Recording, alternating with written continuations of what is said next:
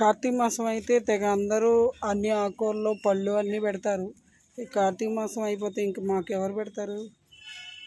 కార్తీక మాసం అన్ని రోజులు ఫుల్గా మాకు కడుపు నిండా పెడతారు. మిగతా అప్పుడు మేము ఆకలేస్తున్నా ఎవరు పెట్టరా?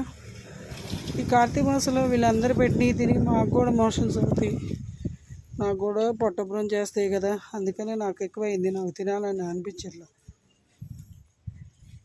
పెడితే అందరు కార్తీక మాసమేనా? మిగతా మాసాల్లో మేము కనిపించమా? మాకు పెట్టాలని అనిపించదా? మీరు కూడా ఆలోచించండి. కార్తీక మాసంలో అందరూ తలో కొంచెం పుణ్యం వస్తుందని చెప్పి ఆవులకి పెట్టి తినండి అని పెడితే పాపం అవి కూడా నోరు లేని మూగజీవాలు కదా. పాపం ఆకలేస్తేనే తినగలవు, కానీ ఎక్కువైతే అవి కూడా తినలేవు కదండి. కార్తీక మాసంలోనే కాకుండా మిగతా రోజులు కూడా మూగజీవాలకి భోజనం పెట్టండి.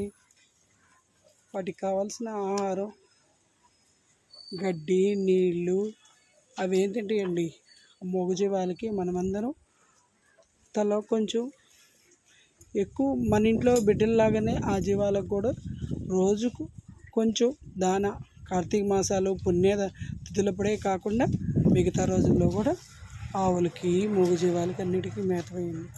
Please subscribe Kalyani Srinivas. Subscribe చేసుకోండి.